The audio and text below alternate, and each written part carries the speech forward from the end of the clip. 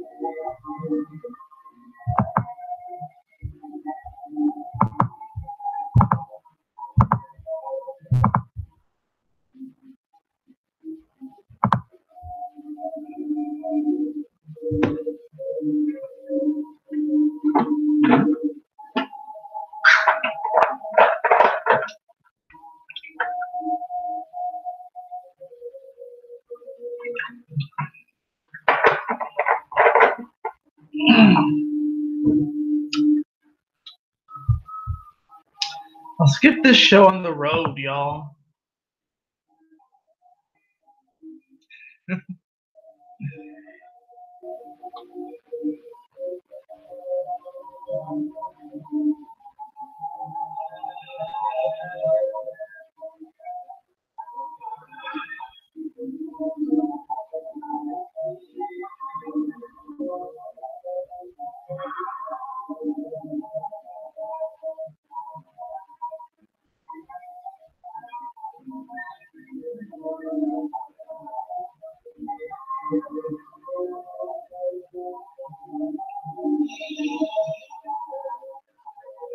Yahoo!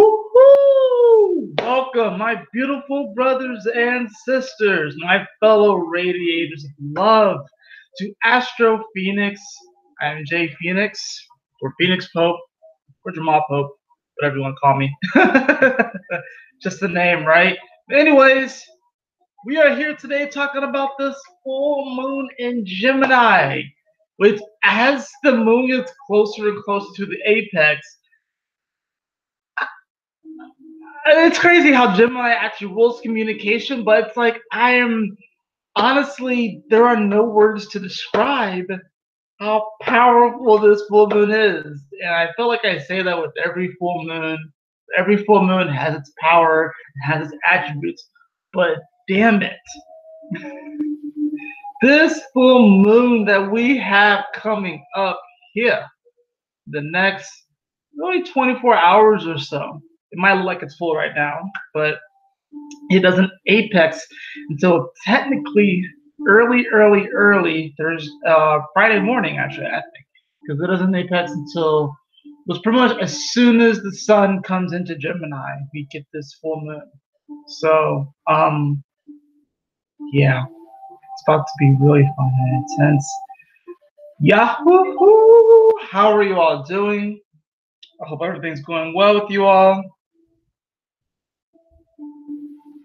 I'm just not getting those messages? What's that? Sorry. I'm just on my phone real quick. Kind of perfect for this Gemini moon that I'm distracted. How am I just now getting those messages? That's weird. Those are from yesterday. Anyways, how are y'all doing today? How are y'all feeling? Today I have my Mega Beadrill pen. I don't know if you really can see it that well. I have my Mega Beadrill pen. It's one of the pens I got for my birthday recently. And of course, I am rocking Goofy because that's just kind of how I've been feeling. I've been feeling like that energy. It's like, and I feel like that's a really good way of putting it. It's like, I feel like we all, especially those of us who do want to change the world for the better, we all have good intentions, right? But there's kind of this stumbling energy that we have going on right now, where it's like we have these good intentions and we have a vision and we want to move forward and we want certain people to come with us and we want things to work out, but there's a bit of this stumbling energy, there's a bit of this goofy energy to what we're experiencing right now in the cosmos. And it's like, it's really this ultimate surrender. And I don't know if you guys know, but the 29th degree of Scorpio is like this ultimate surrender. And I guess you can say that in many ways Pisces, 29 degrees is this ultimate surrender. This is like the last degree of the zodiac. But you gotta think, Scorpio rules death and rebirth, right? So the 29th degree, which some people may say it's the most intense degree of the zodiac because it's of one of the most intense signs of the zodiac. But what I've come to discover on this day, and being very aware of it throughout the day, is that this degree of Scorpio is actually the lightest degree of Scorpio. It's actually the brightest degree of Scorpio. But what happens is that a lot of times we think it's really intense, and then we get caught up in all the darkness that we just experienced. And we neglect even parts of ourselves. We neglect the shadow aspects of ourselves instead of integrating them, which is what you're supposed to do. Because when you go into Libra season, it's this balancing effect between the masculine and feminine, the dark and the light. And after you balance things, you mix them. Because what I'm getting a vision of is like, during weddings where they have like this new ritual, it's called like the pouring of the sands. And you have one different color sand and another color sand. It's like we're like measuring out the sand, the sands of time anyways, because that's why Saturn is exalted in Libra. But then after you balance them, it's not just enough to balance them. The next step is to integrate them. This is what the third decan of Libra teaches, which is a tough degree to teach, because the first like 10 degrees of Libra, it's about, in many ways you could say it's about I guess you could say it's about the I don't know if I'm saying the masculine, but it's like the first 10 degrees you get one side of the issue, the second 10 degrees you get the other side of the issue, but then once you hit those last 10 degrees of Libra, what you're supposed to do is take those sands and gently pour them together so it mixes very well. But what happens is that a lot of people get really caught up, especially in their emotions, and they get washed away. So people don't necessarily know how to integrate these properly. So by the time that you come into Scorpio and you go into the underworld, you are better prepared because you're walking through the underworld with both aspects of yourself, the light and the dark, the divine masculine, the divine feminine, coming together, so that when you approach the mirrors that happen in Scorpio, these shadows, you don't freak out all the way, right? And of course, going to be some freak out. There's going to be some breakdown, breakthrough in Scorpio. There always is. But what happens is that a lot of people do not remember and don't recall the messages and the truth that comes through during Libra season. Therefore, by the time Scorpio season comes out, They're looking for quick fixes. They're looking to just get high. They're looking to whether it's off experience, whether it's off of drugs. They're looking to have some sort of deep escape from the like their soul is looking for a deep escape instead of actually integrating, learning the lesson of balance and compromise, taking on the Scorpio season, and then being confronted with those shadows, being confronted with these deeper desires, and learning how to alchemize this whole narrative, this whole story. Because what's supposed to happen is that by the time you come through Scorpio season, it's like, especially when you get to like this last degree, you are fit through. In many ways, it's the 28th degree. The 28th degree, you are like fit through a tiny, tiny, tiny, tiny microscopic tube, and you're having to shed and shed and shed, and a lot of aspects of yourself are destroyed because you are being purified. So by the time you come to the 29th degree of Scorpio, you are in this tube and you see the light, Sagittarius, and then you burst forth into the new world, the new adventure, and into this higher aspect of your personality, this higher aspect of your ego, of your creativity, and your passion. I may very well make a video later on tonight about the Scorpio season and what I learned as a Scorpio, and not only that, but what I learned as a late degree Scorpio, being at 24 degrees. There was actually a moment there where I had this belief that my degree of Scorpio was like a plague degree. Like I didn't like there was a moment where I thought my degree of Scorpio was just like it was like so much pressure to have the 24 degrees of Scorpio. I don't know why, but I felt like so much pressure being born under this degree, and then I was like, I would self-sabotage myself. But I've come to embrace where I am right now. I've come to embrace, the numbers, the geometry, the mathematics of my birth, and knowing that it's such a rare event in of itself, and how I made it here. I'm here. I guess you could say I won the race, which is interesting. This whole idea, and I'm just bringing this up right now, but this whole idea of the master race is fucking stupid because we are all part of the master race. I'm not, and this is just based off of the whole idea of the sperm racing to the egg, and which sperm can reach the egg first. Because in many ways, it is a race. In many ways, it is a race. I'm even thinking about, and this is perfect for this Gemini energy because we're like floating around, even though the moon hasn't shifted in the Gemini late as of yet, but I'm starting to feel the energies already. That's why I'm kind of bouncing all over the place, so forgive me. But I believe it's sharks, baby sharks, while they're in the womb. If there's more than one baby shark in the womb at the same time, there is the potential for them to eat each other. There's a potential for the babies while they're in the womb to eat each other before they're actually born, so they can have a better survival rate, which is kind of crazy to think about. And for some reason, I'm kind of relaying that to this whole race of the sperm. And if you are here watching this right now, you did win the race. So you are of the master race, technically. Mathematically. It's actually a mathematical certainty that because you made it to the egg and you and not even just I guess it's that aspect of the sperm being the egg, because you are the sperm and you are the egg, and then you are the synthesis of that. So I don't want to just say that you are just a sperm, but the fact that your being, who you are, has evolved and erupted like a volcano, like an island being born in the middle of the ocean. The fact that the sperm met the egg in such a way to create you, and you won that race, means that you are a part of that master race. You are an ascended master. That's what that means, actually. And ultimately, that's what Pisces energy teaches, and how you go from the mutable energies: Gemini, Virgo, Sag, Pisces.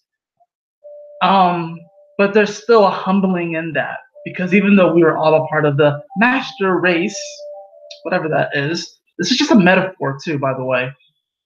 It's like there's still parity in this world. There's still division in this world. There are still tiers, or at least seemingly there are tiers within this world, based off of how you carry yourself in this world, based off of how much money you have, the car that you drive, based off of your ability to provide. There seem to be tiers. And we seem to just always have tier lists, isn't it? It's kind of interesting how it's like we can even look even at nature and we have tier lists for animals. Like, when was the last time you thought that the red panda wasn't on the top of the list? Some of y'all might not even know what a red panda is. When was the last time you thought that a kookaburra was on the top of the list? What do you think about when you think of like tier lists as far as animals, or what's on the top of the list? Lions, eagles, tigers. You know what I mean? Like, there are certain animals that seem to stand out, right? The ram, obviously, because it's a part of the zodiac. The fish, obviously, like I said, it's a part of the zodiac. Dolphins, and all animals have messengers. I'm just going to go ahead and say that out there. There's technically no tier list, but there are certain animals that do stick out. So there's this interesting characteristic of humanity where we build tiers and stuff like that.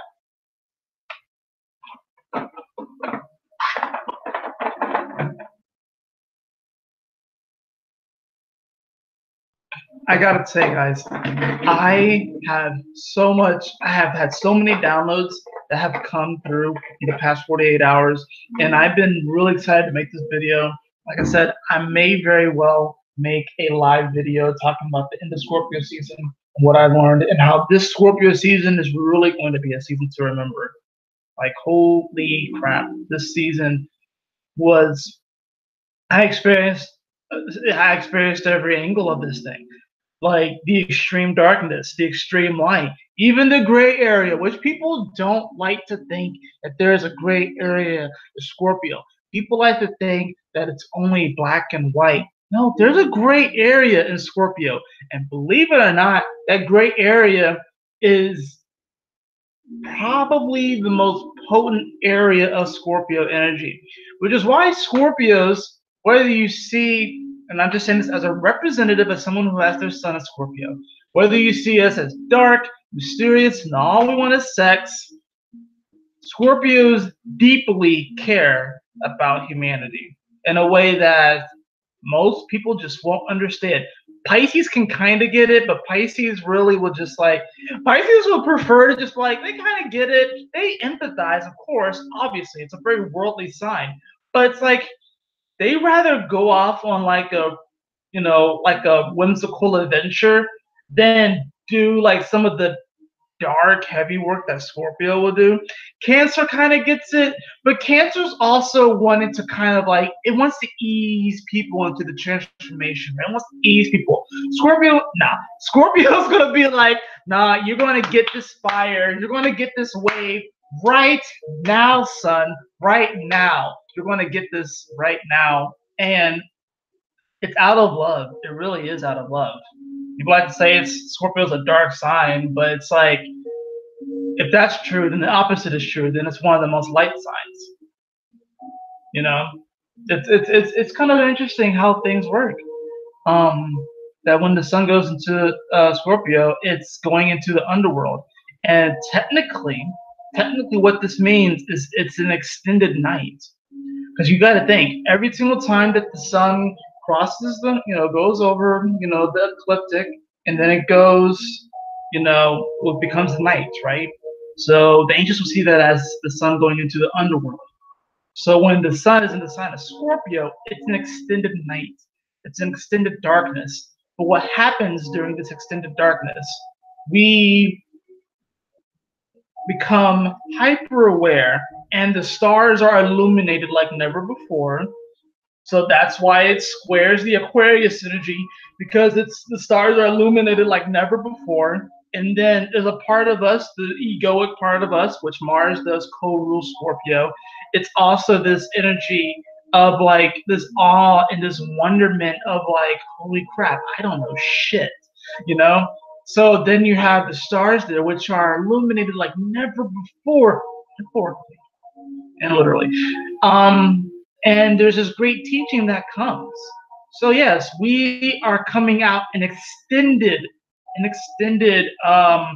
I guess you could say dark night of the soul. But when I say dark night of the soul, I don't want you to think of it as a bad way.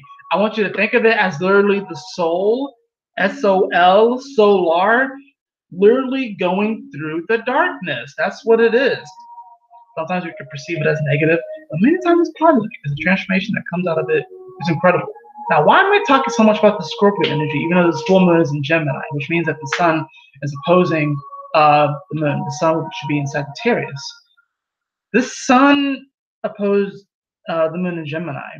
It's going to be at 0 degrees. So it's on the cusp. So it carries with it a lot of the lessons and the energy learned from Scorpio season.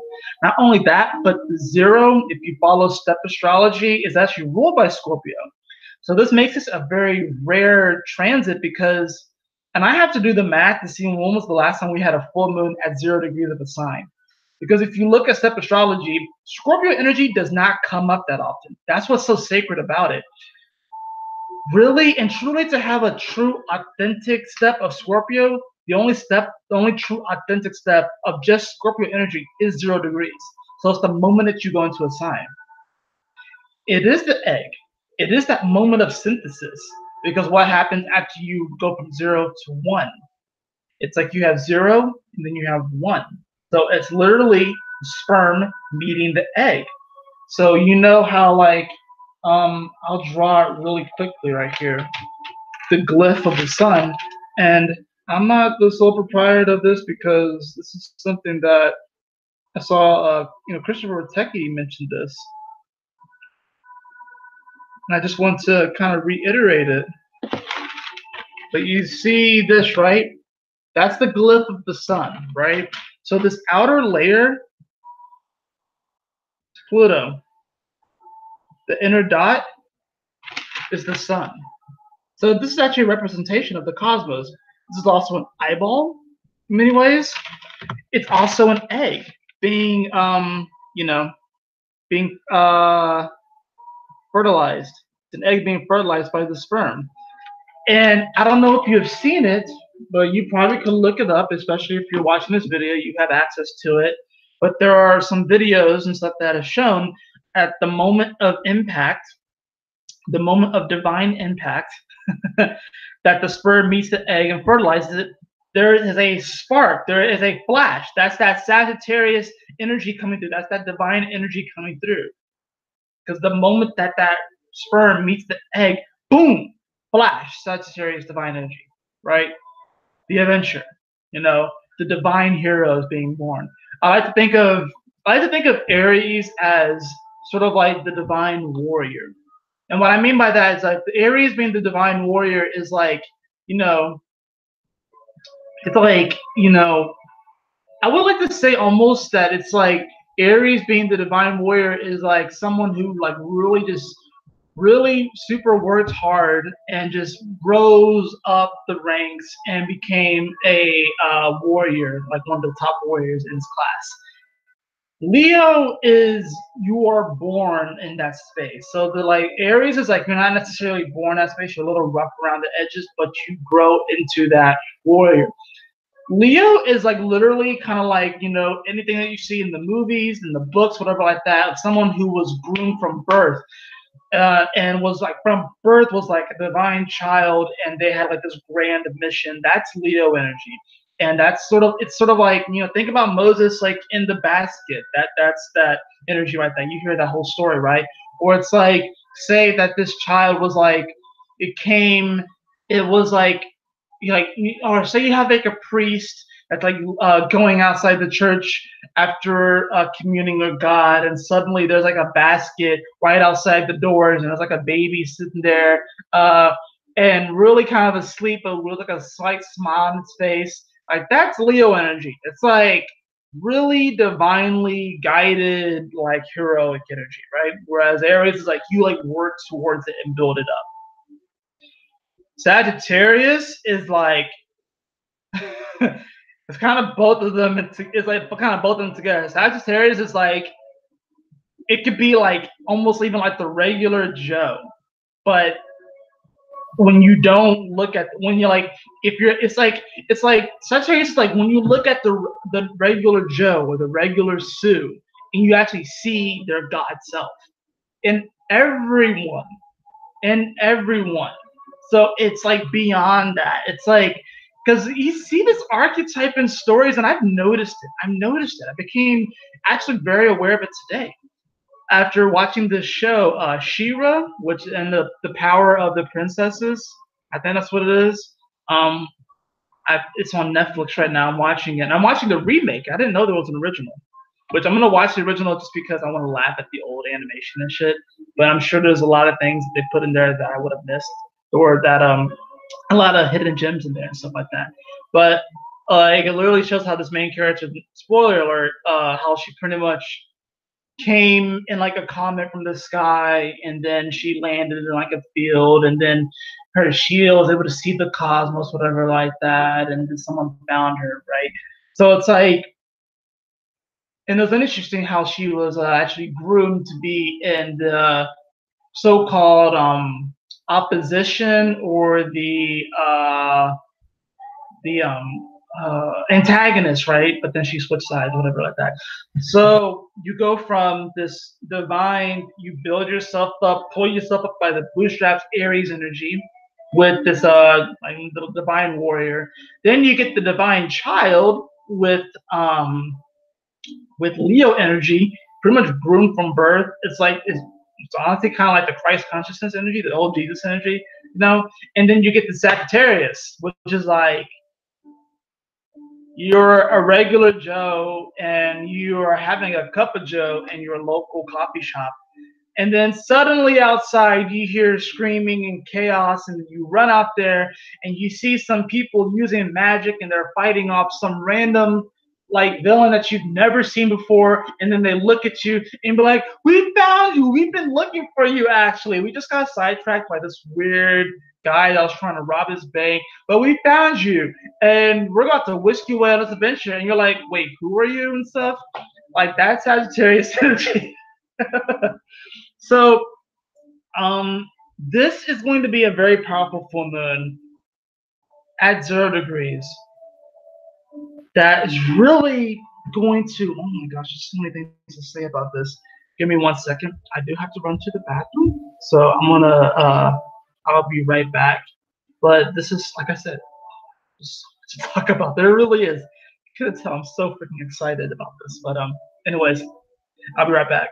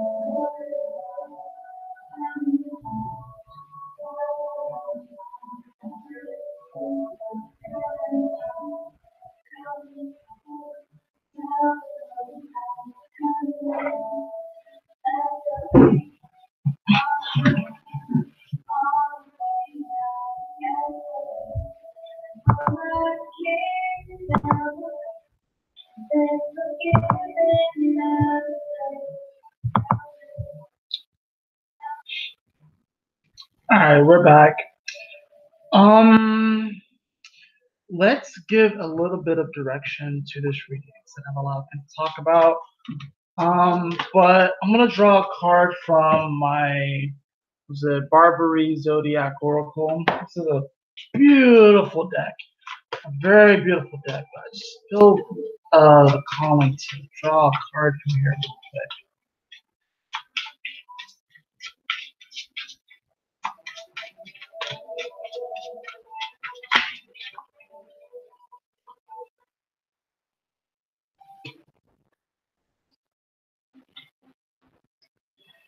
Interesting. That's kind of makes sense though. We have Saturn actually that's come up. We have Saturn. So that's actually kind of perfect for this because even though there's a lot of mutable energy right now, you got to think we have Jupiter in Sag, we have Sun which is about to come into Sagittarius, we have Mercury retrograde in Sagittarius, we have Neptune in Pisces, Chiron in Pisces, and let's see what else. There's nothing in Gemini right now, but this full moon will be in Gemini. And then we don't have any energies in Virgo, but we have a lot of this mutable energy right now. And there's a lot of changeability, there's a lot of adaptability right now. And what's happening is that like we have this vision that we want to move forward, but we're like it's almost like we're like so ready to go on the adventure, but then a wrench has to be thrown in. It's like God always throws us a curveball. Goddess always throws a curveball. I really say goddess because Saturn, which is represented by Capricorn energy, is really this goddess vibration. So it's like goddess is really throwing us a curveball right now. It's like you thought it was going to be one way, but oh, it's going to go into this way. And what's beautiful about this full moon being at 0 degrees is that it's really open to anything. If you think about 0 degrees as the egg, and you fertilizing this egg with an idea, a passion, a belief, anything is possible because it's at 0 degrees, which means there's pure potentiality in this full moon, which means that what we're going to manifest, or even we're coming to a climax of how things are, which means that since anything can happen, this moment right now, this moment of this full moon coming to its apex, means that anything really can happen.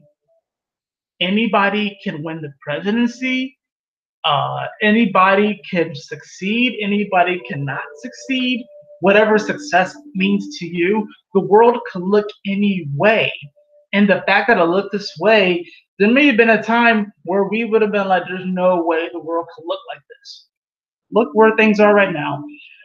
I think Saturn is really wanting us to, it's really wanting us to, in, in some way, get grounded in some type of vision.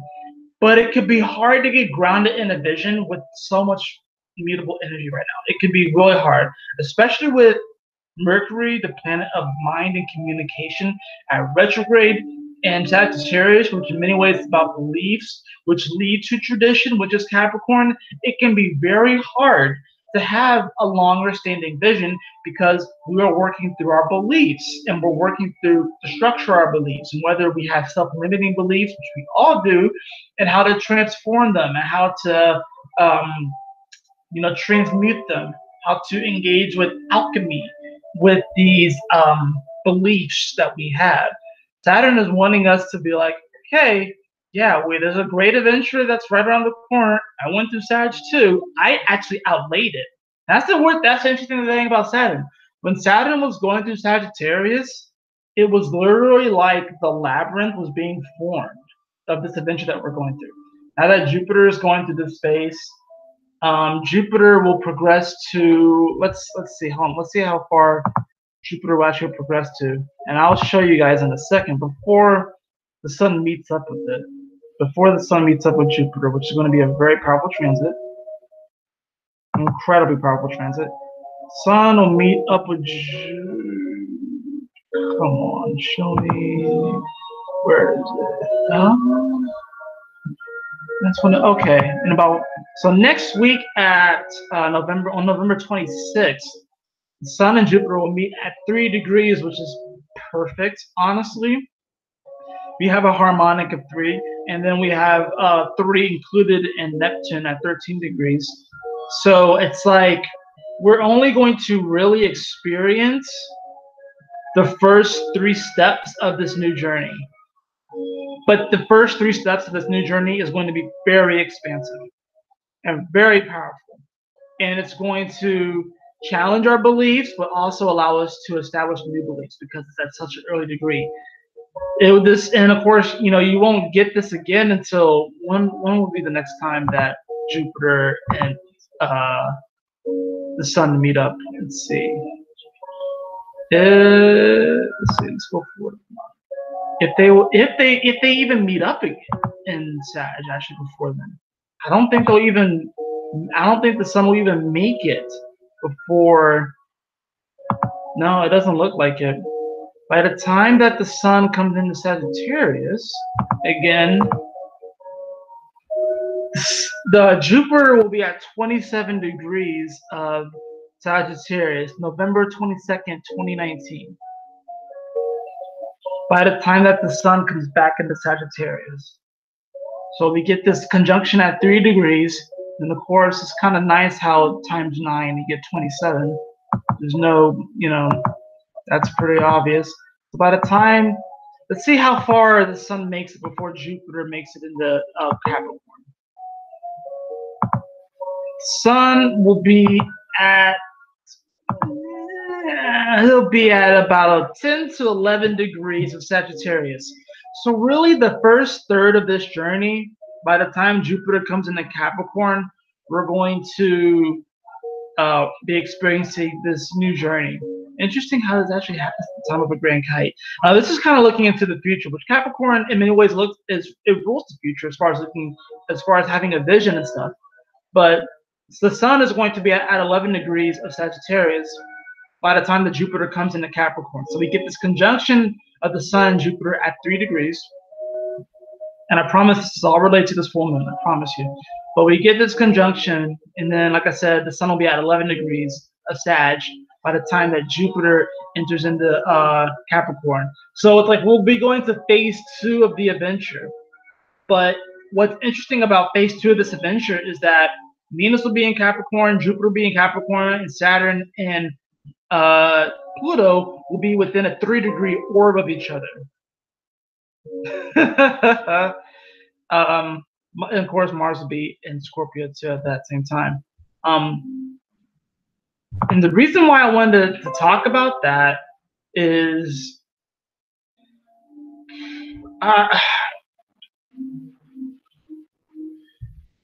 we are going to only, like I said, experience this small little taste of the adventure that we're about to go on and the quest that we're about to go on. We're only going to experience the first little taste of it over the next year. By the time that the Sun comes back into Sagittarius, and it's almost like the way that I see it is like kind of like in one of those RPGs where you have like a map that kind of grows as you explore the territory. It's like this season, when that Sun Jupiter conjunction happens, it's going to be expanded so much, right? But the rest of it's going to be dark. But the interesting thing about that small space, that first 1, 2, 3 degrees of Sagittarius, almost 4 degrees because it's really close based off of the solar minute. There's going to be so much to explore. It's going to almost feel like we're exploring the entire thing. And what's interesting about this energy, about when the Sun enters into Sagittarius next year, guess where Jupiter's going to be? On top of the galactic center point. Now, why am I talking about this energy? Well, like I said, Saturn, I pulled Saturn, so I'm talking about looking to the future. We also have the card of Aries right now. In the beginning of this week, there was a lot of this Aries energy, right? We have Mars and Pisces. We had, of course, the Scorpio energy, which is co-ruled by Aries, or Mars, which rules Aries. And then, of course, we had the moon here. So we definitely had this desire to want to push things forward and move and act on things.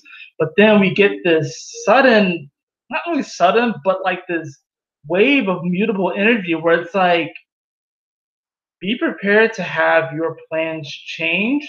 Be prepared to adapt to certain situations and circumstances. I haven't talked much about Gemini energy, but this Gemini energy, it can very much so feel like we have ADHD. It can very much feel like we have spiritual ADHD or purpose ADHD, where it's like, oh, I think I'm supposed to do this. Oh, I think I'm supposed to do that. Oh, I think I'm supposed to do this. Oh, I think I'm supposed to do that. And the beautiful thing about this is that since it's at 0 degrees of Gemini, the moon, you can do anything you want. But is it resonant with your heart? Is it resonant with your higher self? Is it resonant with the direction that your higher self wants you to go in? That's the other thing about this. I'm gonna draw one more card from this deck. Of course, we have Scorpio energy. So this is about taking the lessons that we've learned from Scorpio and really honing in on what has been shed and how we transformed through it, and how we pretty much have been we went through this chrysalis phase. You know what Scorpio energy is? It is about transformation and death.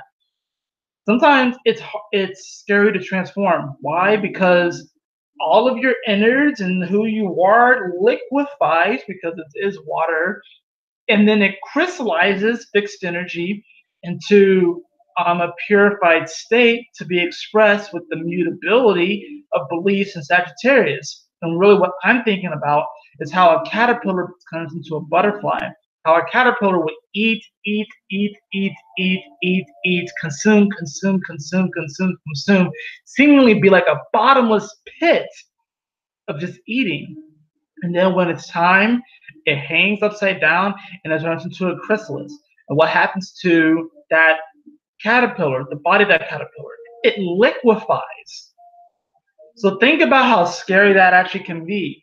How during this process, our souls, in many ways, and who we are, has liquefied, which means that it has melted. So we have melted in a weird, almost sensual, sexual way. We melted, and now we come back together and reform into the butterfly, and then we express our creativity, express our passion, and our beauty. So this full moon is definitely a bit of a gamble here because since it is Sagittarius energy, not only that, but Jupiter is involved because it's in a pretty close conjunction. Considering Jupiter because it is the Sun in Sagittarius, it is Jupiter, the two largest energies as far as, of course, size and mass coming together.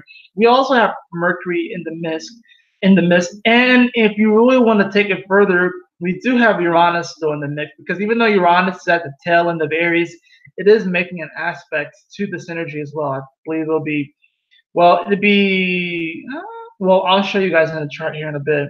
Like I said, forgive me, I'm a little all over the place. Now, the reason why I titled this as, what did I title this as exactly? Oh my gosh, I'm having such a Gemini moment. Creating powerful new beliefs. That's exactly what this is. This is us creating powerful new beliefs. And beliefs are kind of an interesting thing because beliefs require faith, and faith requires faith.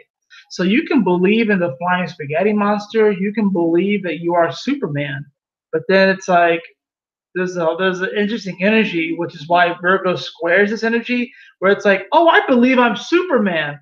Okay, Virgo will step in and be like, oh, well, can you pick up this car right now and hold it over your head? Right?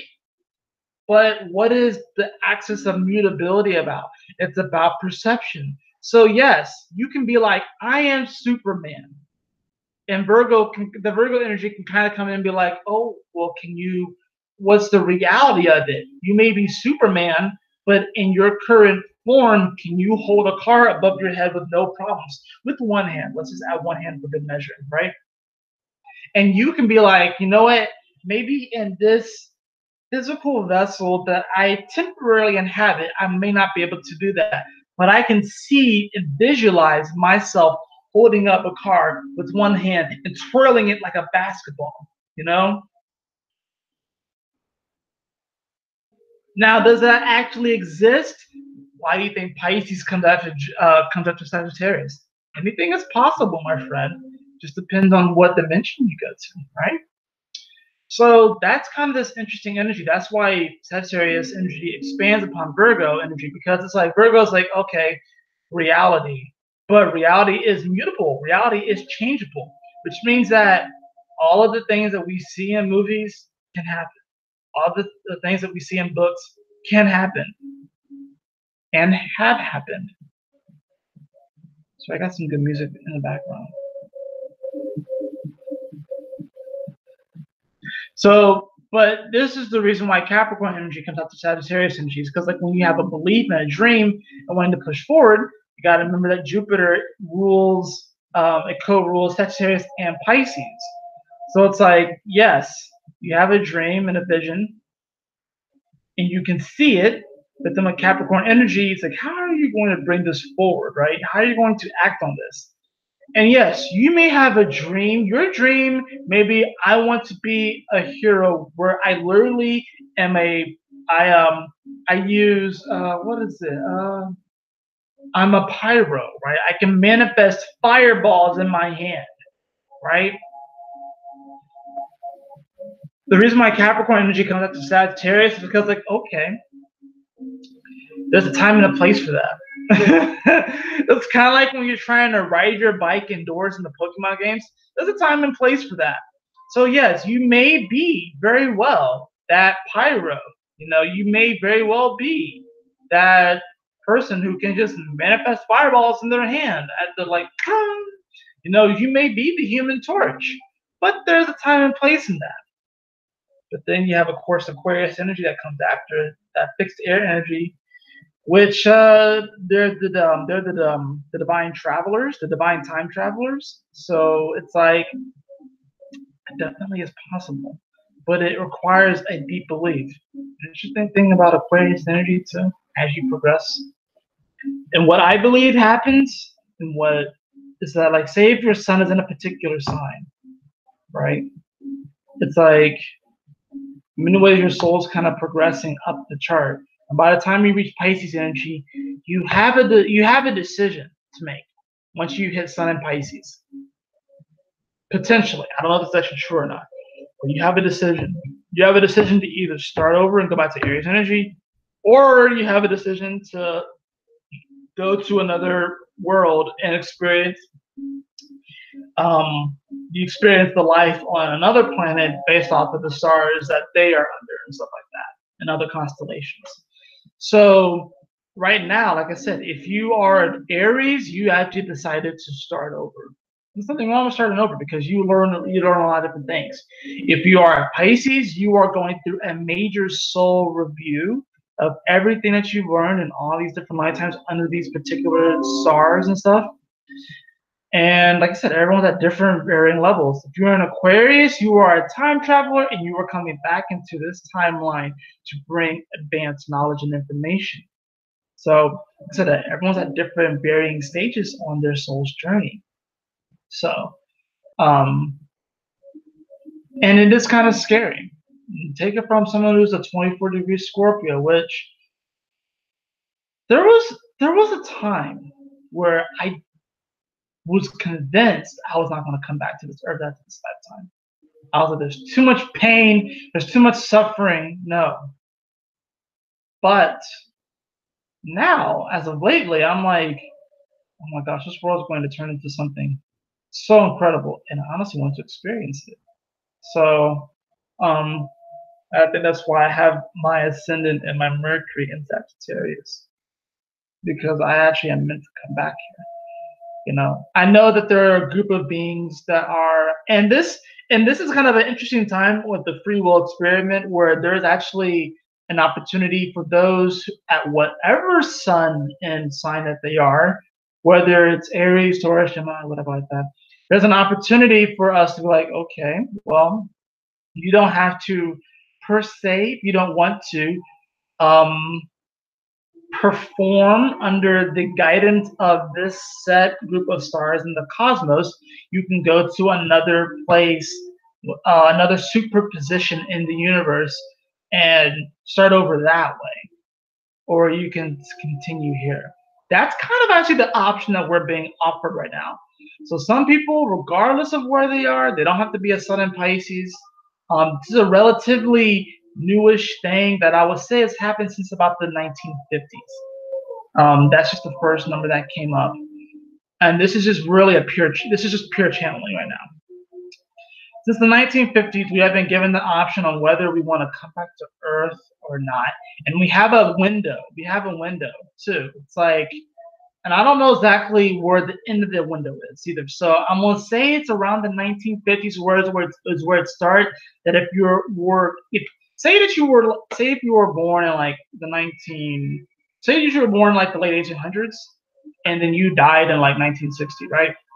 You have the option. Say you were like a Sun in Gemini. You were like, okay, you can come back as an advanced degree of the Sun in Gemini, or you can be a Cancer, based off of your soul's progression, or you can go to this other superposition within the universe and do something under, a different group of stars, or like that. Basically, kind of start all over.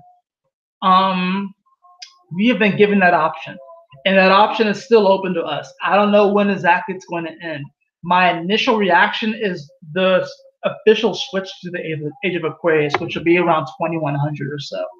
That's my initial, like, kind of intuition and coming through. But I don't know. I'm gonna come back. This is kind of crazy to think that I'm actually gonna come back. I was convinced I wasn't gonna come back. I'm gonna come back because I believe this Earth is worth it. I believe that this vessel is worth it. I believe that Gaia is worth it. I really do. I really absolutely do. This full moon in Gemini is going to be an opportunity for us to really look at our beliefs. And I'm telling you, this is coming right after Thanksgiving too. So be prepared. This Thanksgiving is going to be interesting because it's going to feel more homely and family oriented and more camaraderie, because especially since we have the North Node in Cancer too, it's going to feel warmer. But there is the potential for major breakthroughs and explosions of beliefs. There's a huge potential of that. I cannot stress that enough. If there is crazy family drama that happens this Thanksgiving, do not be surprised. And I pray that you don't overreact. But it's going to happen. It's going to happen in some way, shape, or form. Some of you may like just swear like, all right, my family is fucking crazy and I love them, but I got to get the fuck away from them. Some of y'all may decide that. Or some of y'all may be speaking to a family member that you thought had opposite views of you, but then it turns out that they're probably your soulmate or even your twin flame in some way. And like I said, twin flame doesn't have to necessarily be a romantic relationship. So, or soulmate, you could find out that they're your soulmate or your twin flame or something like that. That can happen, and you be like, oh shit, we are vibing like on the same level. That's definitely very possible. What I've been engaging in today is a lot of mental alchemy. And that is really where I have been bombarding myself in the moments that I need to and don't necessarily need to if I feel desperate. Or I will bombard myself with the thoughts of, my thoughts are pure. My thoughts are sacred. My thoughts are loving. My thoughts are caring. I deserve to have beautiful thoughts. I deserve to have loving thoughts. I deserve beautiful, loving thoughts. I deserve to love my thoughts. I deserve to have thoughts that make me smile, that make me happy, that bring joy. There's been a lot of darkness. Yeah, remember, Scorpio is a very psychological sign. But with this full moon in Gemini, we're being given the opportunity to perform some serious, deep, magical, mystical, mental alchemy. Like some really serious, deep, mystical mental alchemy. And that's really what I've been working on as someone who's been dealing with anxiety and panic disorder. So I don't know if I'm actually like, I had quite a few panic attacks last year. I had some panic attacks this year, some intense panic attacks. But for the most part, at least from last year, they've been on the decline. But it hasn't taken away necessarily from the negative and dark thoughts. I've just been able to deal with it better by virtue of really me believing in myself, me kind of throwing myself into my work, me getting more involved with my spiritual practice, getting more involved within the community, doing these videos as such. And also, of course, the accompaniment of Western medicine, which I denied for such a long time, but it actually has helped me. And so it actually has helped to where, like, the moments where I feel like I'm about to go over the edge, I kind of grab like an outstretched branch, and I'm kind of like my feet might be dangling sometimes over the waterfall, but I'm like good. And sometimes I may even fall, but it's like instead of being completely washed away by the current and like feeling like I'm drowning, I kind of just relax and lay on my back and I'll let the river just take me. That's kind of how this year has been. So there have been moments where it's been so chaotic and so crazy, and you probably can feel that way, but now it's like right now, what's happening in the universe, now what's happening in the cosmos with this final month and a half of the year left is that we've been through the ringer. We've been pushed through so much darkness, so much hell, so much craziness, so much upheaval. And now it's like we're laying on our back on a lazy river. And we may be projecting that there's another waterfall down the way. Maybe there is, but maybe it's like not much. But it's like we're just laying on our back on a lazy river, fearing that we're going to drown, fearing that a shark's going to come and get us.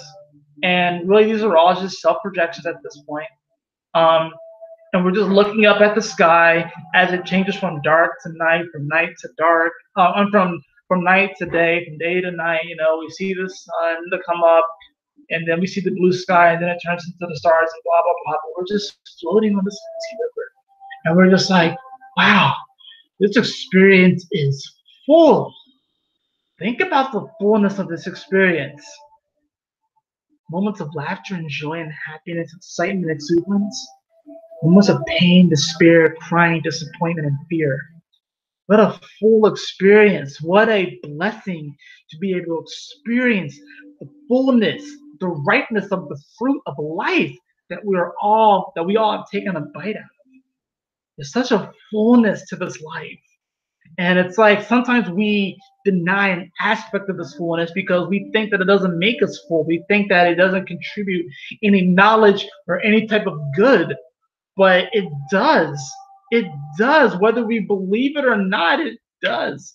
But this is going to be a moment for us to really adapt to our surroundings because Gemini does rule siblings, rules your surroundings, it rules the extremities, you know, your fingers, you know, your toes.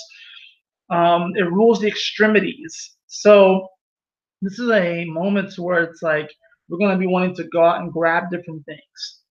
And it's like there are going to be people that are going to be thinking, rolling to the future and want to grab the fruit at the top of the tree. Nothing wrong with extending your arm and grabbing this fruit. Some people are going to want to grab the fruit that's easily grabbable. Some people are going to want to grab the fruit that's off the ground. And there's nothing wrong with whatever way you go. Just remember and recall the divinity and the purity that's within your heart. Remember that. You have Uranus. So this just lets me know that there are going to be some very interesting characters that enter into your life over the next, definitely for a year or so. But with this full moon in Gemini, it's going to bring some very interesting, dynamic, and colorful characters into your life. Very interesting characters. And I will go as far to say that this will probably bring an antagonist into your life that you are actually going to empathize with. There's going to be someone that comes into your life over the next year that will seem like an antagonist, will seem like a thorn on your side, but really this is just an individual that needs your healing power, and you need their healing power as well. You may perceive this as an enemy or a warrior that you are going against. But really, this individual is actually here to heal you, and you are here to heal them. So that's what's going to come up during this full moon. I said ceremony and ritual, but really what I want you to do, or what I encourage you to do, is to engage in this mental alchemy. Whether you have great self-esteem or low self-esteem or somewhere in between, to remind yourself that your thoughts are pure, that your thoughts are sacred, that your space is sacred, that your surroundings are sacred, the people that you surround yourself with are sacred, no matter how you view it. Remind yourself, tell yourself, my thoughts are pure, my thoughts are beautiful, I deserve to have beautiful thoughts, I deserve to have uplifting thoughts, I deserve to have loving thoughts, light thoughts, I deserve these things. What you will come to discover is that your overall outlook of life, and I'll have to say, there, and it's kind of even, it's really hilarious actually. Some of y'all can see my thoughts in my aura right now. You kind of know what I'm about to say, because y'all are just you guys are just that tapped in and tuned up. Um, Today was a great day. Really, I had, I guess you could say, not even a major disappointment, but the disappointment of the day um, wasn't really that big of a disappointment. Now there are a couple actually, I guess you could say, but I was able to look at them in a way that was like, you know what, it's what it is. And honestly, I'm just happy. I'm almost happy to have the disappointment. I could not be here and not have these disappointments. But even these disappointments, I'm even thinking like, there are people in this world right now, especially here in America, where we're about to experience the energy of Thanksgiving. There are people in this world, people in this country that don't have food, don't have shelter, don't have a family to go to. Whether they're estranged from their family, whether their parents have died, and they don't have any siblings or anything like that, or where they don't have they don't have like a family, they don't have any kids of their own, or a spouse or whatever, or too many friends. We're about to head into a season, this holiday season, where there's really supposed to be like this togetherness and this warmth. And there are some people out there that don't have that warmth. And they have the warmth because it's within themselves, and there's a family within them, and their angels and their guides and the cells of their body. But it's like sometimes it's hard to remember that warmth when you're all alone. And that's the thing about Scorpio energy, which kind of makes it cold. Even why I've adjusted the way that I'm speaking right now. It's like you can get to that really cold place, almost like that absolute zero place, coldness. But can you find the warmth in that place? It's there. It's there, you know? It's like even if you look at the poles, like that, we have the North and South Pole, as they would say, and how it's like really cold here. But even these places warm up. The ice during the cold season, it advances and then it comes back together. So even those places warm up. And then you have like the penguins that will huddle together, or you have like polar bears that will burrow themselves into snow. But snow appears to be warm, but if you create like an igloo, I think it's like igloos are actually like there's like actually like a lot of warmth. It's interesting how you can take something that is cold and create warmth from it. That's what an igloo is. So it's like in many ways, each and every one of us in our soul, we have been forced into like this sanctuary, or this like a retreat, a place that we could kind of retreat to, or a bunker. That's like an igloo, and our souls are just in this space and incubating, so we can burst forth into the Sagittarius energy. And it's incredible how the moment the sun comes to Sagittarius, bam, opposing the moon Gemini. Like, what an incredible transformation. Another thing I want to say about this before I forget, before I come out of this video, this full moon in Gemini is going to, obviously it's going to affect everyone in an immense way, but in particularly, there's been a lot of focus on, of course, the millennial generation. What you consider the millennial generation is the Pluto in Scorpio generation, which I am a part of, which goes to about, I think, 84 to about 95, 96 or so, maybe a little bit earlier than that. That's really the millennial generation. There's a lot of focus on the millennial generation. This full moon in Gemini is silently going to really deeply transform the generation after that, the Pluto and Sag generation. The Pluto and Sag generation, especially those of you who have Pluto and Sagittarius at 0, 1, and 2 degrees, even I would even say 3 degrees, those first 3 degrees of Sagittarius, this full moon is, you guys are honestly about to set the tone for the world. Y'all are. Like, y'all are. Those of you who were born, I guess, 96, 97, 98, 99, like, y'all are about to really set the tone for the world. Like, y'all really are. My sister, I think she was born in 96, so she has her Pluto and Sag, I think at 0 or 1 degrees. You guys are about to set the tone for the world. It's not even the millennials. The millennials, we kind of are, but the millennials, we're the teachers of the teachers. It's like we are having to transform and destroy the old system, because there are good things out of this system, which is why we trusted it, which is why we incarnated at the time that we did. But there are aspects of it that we did have to transform, right? So it's like we're taking those aspects and we're transforming it. It's like we're taking what works and leaving what doesn't. That's what the millennial generation is. Pluto and Sag is a whole nother vibration. So this full moon in Gemini at 0 degrees, opposing the sun. So the sun is going to be conjunct people's Plutos at 0, 1, 2, 3 degrees. And then, of course, Jupiter is going to be in the mix as well. The Pluto and Sagittarius generation, if you were born with your Pluto and Sagittarius, know that your generation is about to set the tone. You're about to set the tone for the earth, for the world, for our collective consciousness. You're about to really set the tone. It may not be readily apparent. It may not be obvious until you guys reach your Saturn return, but you guys are really about to set this tone. The world is going to transform forever tomorrow. Forever. It transforms forever every single day. But this shift is huge, is massive, because this Pluto and Sag generation, they're crazier than us, the Pluto Scorpio generation. This Pluto Sag, they're not taking any prisoners. They're just going to go for it. You can't control Pluto and Sag. If you thought you could have controlled millennials, Pluto and Scorpio, you cannot control Pluto and Sag. No way. No way. Absolutely no way.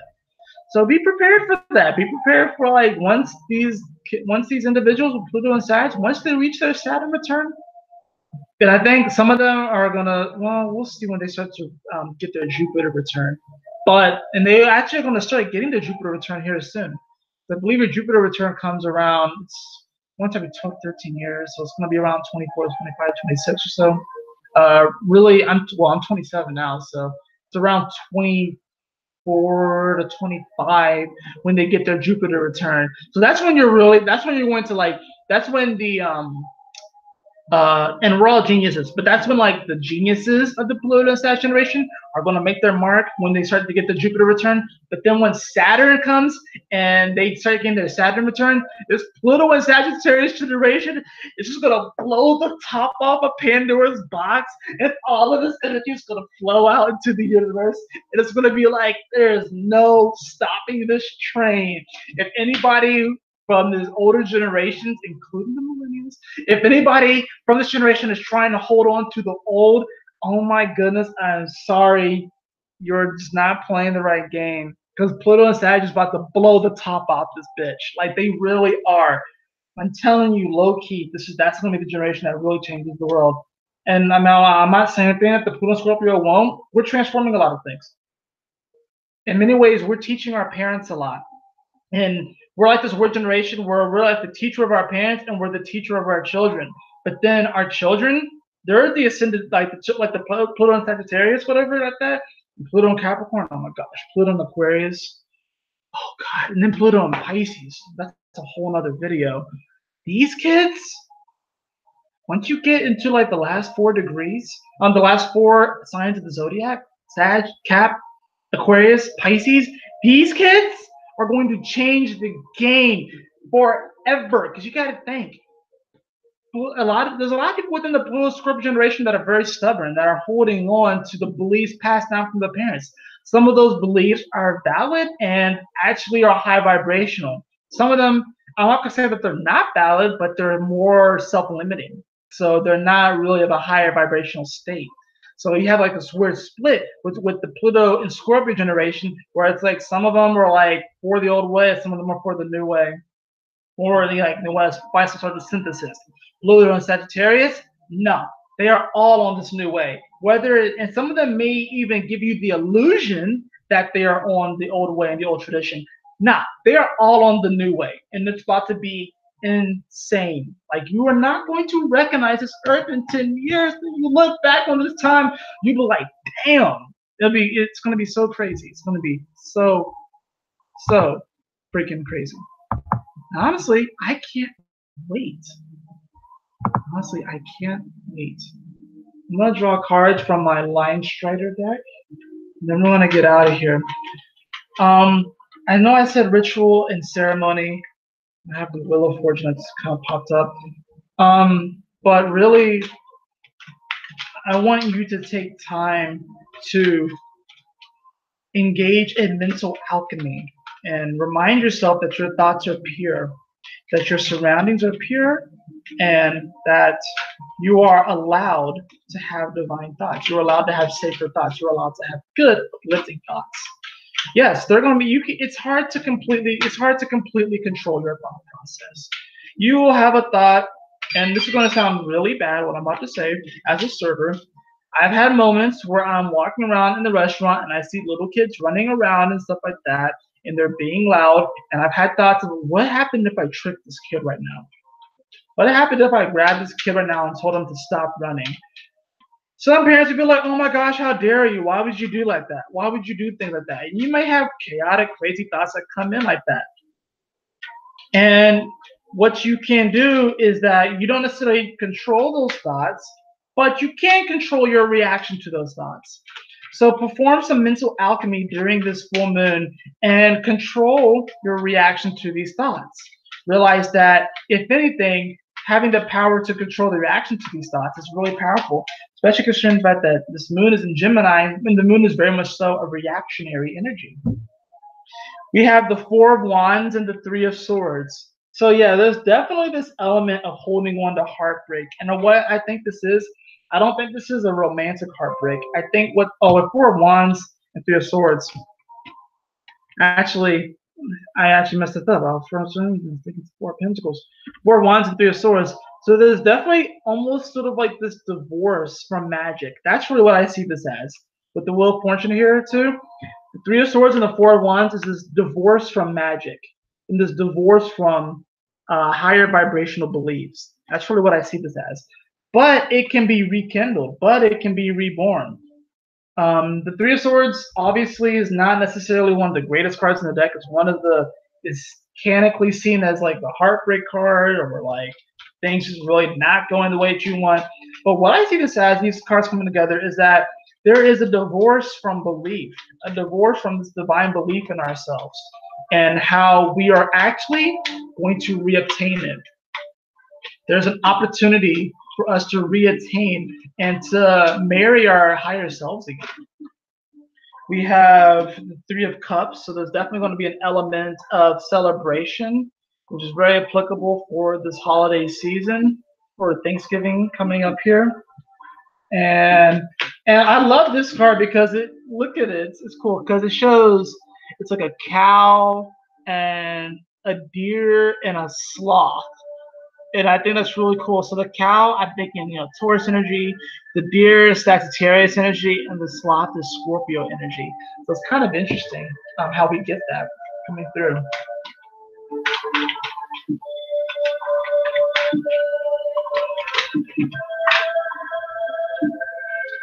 We also have the Eight of Pentacles. It's one of my favorite cards in the deck, actually. And we also have the Six of Swords.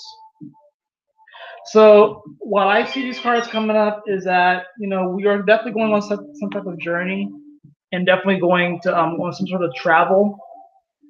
And in many ways, even like I said, the Six of Swords, which is the air element, this could be disconnecting and divorcing negative thought patterns, where it's like you can have a thought pattern where you are telling yourself that you are unworthy, but it's like, you know what? I'm going to leave behind that thought pattern because I can't really build anything with it.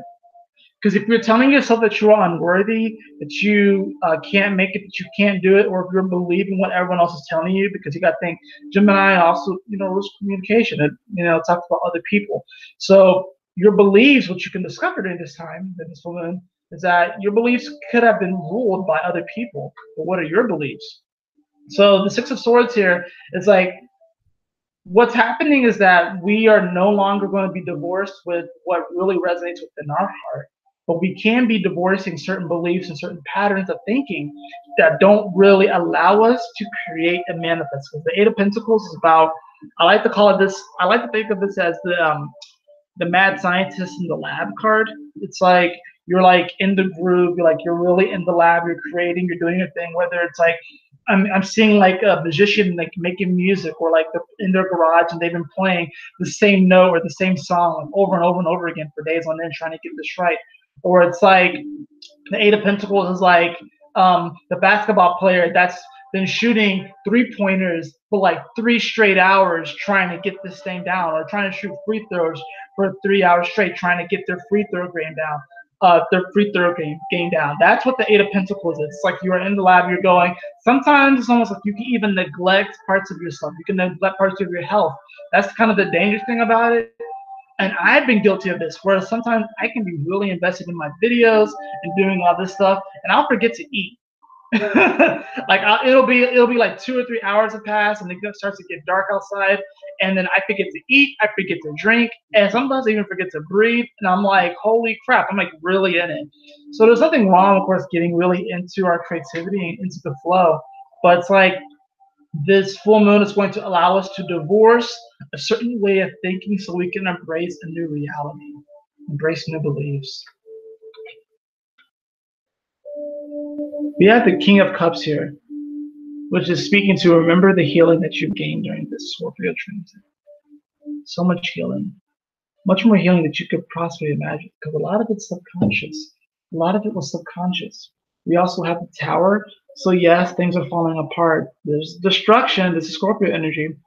But this tower that's falling is really making way for something new to be born in this place, something beautiful to be born in this place. I'll draw one more card. Actually, 2 cards, because this one looks like it wanted to come out. The first card is actually the Ten of Pentacles. Ten of Pentacles.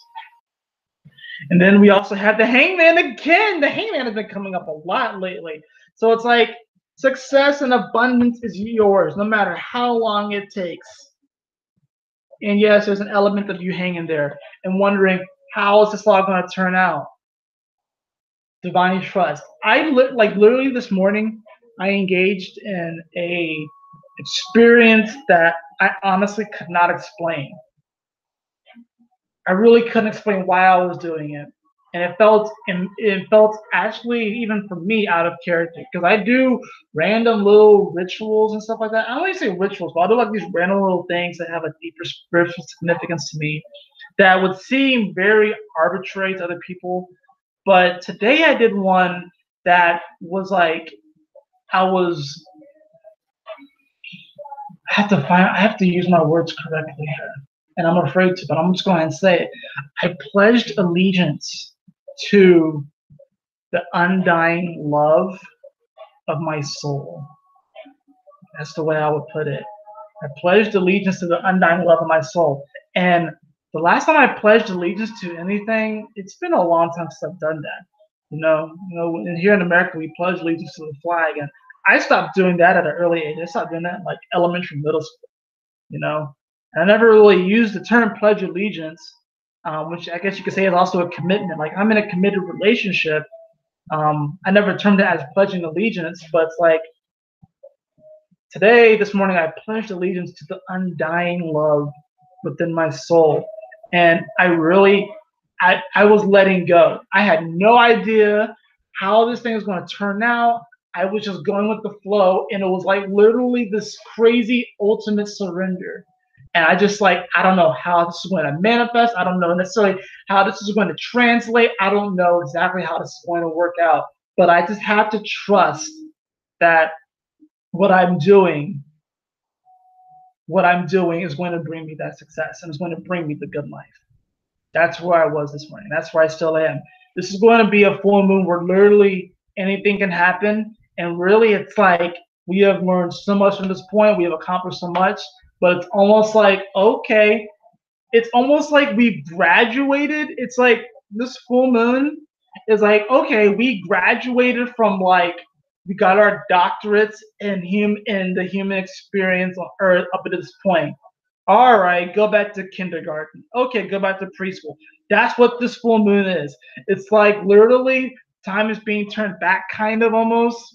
Literally, it's like something like time's being turned back, or it's like we graduate, we get our diploma and stuff like that. It's like, all right, I graduated, woohoo!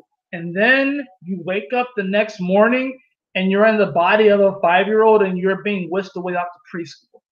That's what this full moon is.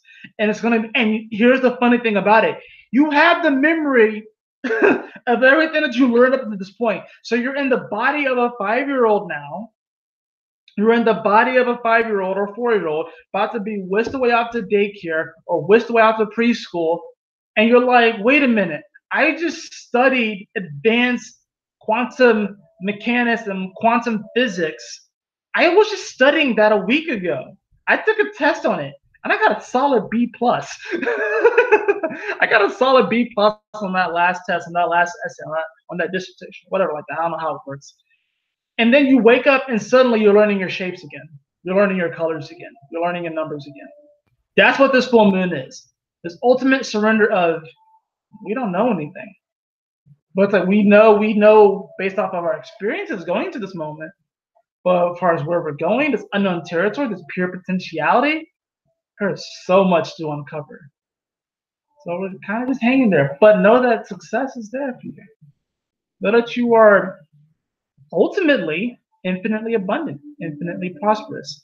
And this is another thing I want to say before I come out of this video. I really feel like people need to hear this, and I needed to hear this when it channeled through and came through me.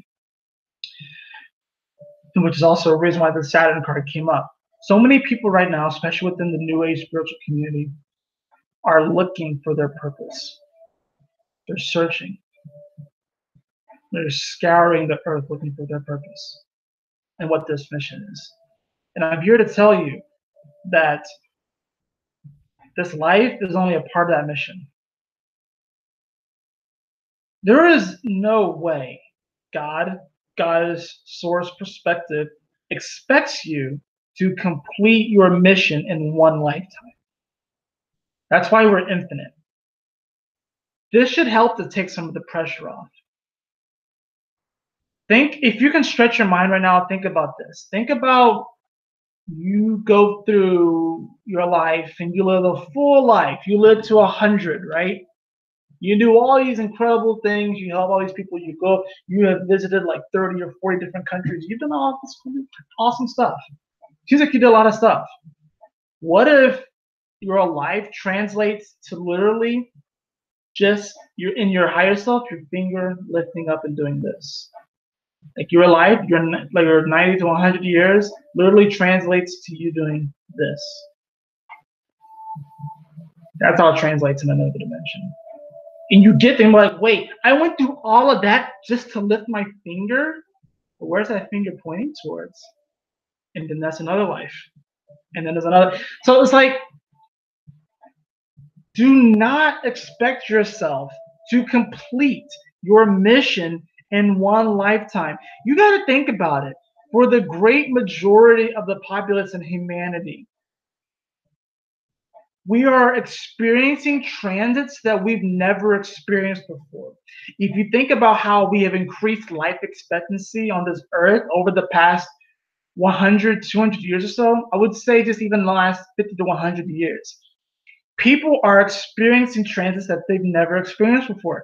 People are experiencing multiple Saturn returns. People are experiencing, they're experiencing Chiron returns, the midlife crisis. I think it's the how I have to do a whole other video on this, but people are experiencing celestial aspects that we have not experienced before. Because before, the life expectancy, you might have made it to 20. You were lucky to make it to 30. If you made it to 50, oh my gosh, right? We're experiencing transits that we've never experienced before. So that means that the way that we're reacting to these transits, they are authentic. Even if they don't seem necessarily the most high vibrational, they are authentic because we haven't experienced it before. So go easy on yourself. You're not going to complete the mission this lifetime. I'm sorry, beloved. You're not going to. That takes a bit of the pressure off. And actually, if anything, it kind of gives you free reign to kind of do whatever you want, because you can still pass or fail and stuff like that. But it's like, think of like it might take you 5, 6, 7, 10 lifetimes to complete one mission, you know, and that's okay.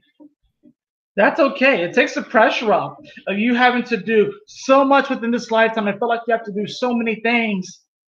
Maybe in this lifetime you're supposed to just be a third grade teacher. Maybe in this lifetime you're supposed to just be a firefighter. Maybe you're supposed to just build houses.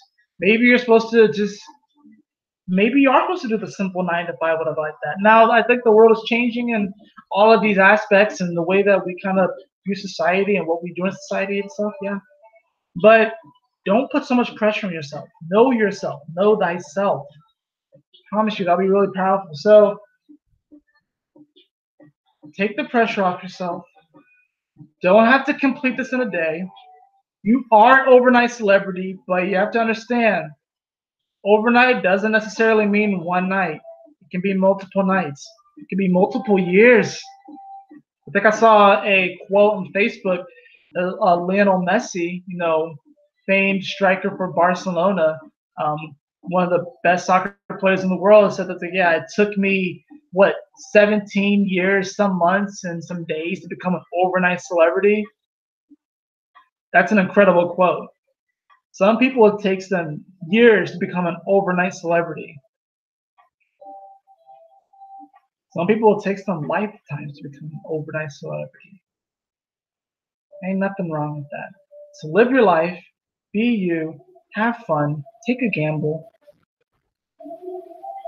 be discerning, have vision, move forward, but know that you are supported. Even if you feel like you're hanging there, even if you feel like God is dangling a carrot in front of your face, you're good. You are good. You really are. I'm gonna go ahead and get out of here. I hope you all enjoyed this. Like I said, participate in some sort of mental alchemy. What we're probably going to do, since I didn't do like a ritual per se, we'll probably come back within will make a video sometime the next day or two, kind of recapping this, and we can all talk about how we performed mental alchemy and what we did and stuff like that, and the changes that we've learned over the next few days.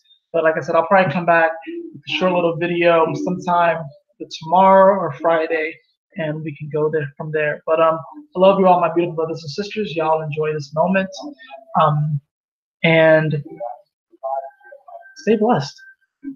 Stay blessed. Stay blessed. Stay blessed out. And yes, you may feel like you're stumbling a bit. You may feel a little goofy and stuff like that. But honestly, this is your time to stand out. This is your time to stand out. Some of you know the reference I'm talking about. It's time to stand out, So, yeah, I might watch the Goofy movie sometime over the next day or two. Anyways, I love y'all. Y'all take care. Blessings. And always remember, my beautiful brothers and sisters, radiators of love, the blissed out tribe. Always remember to keep moving forward, to stay focused, and Yahoo! Smile up.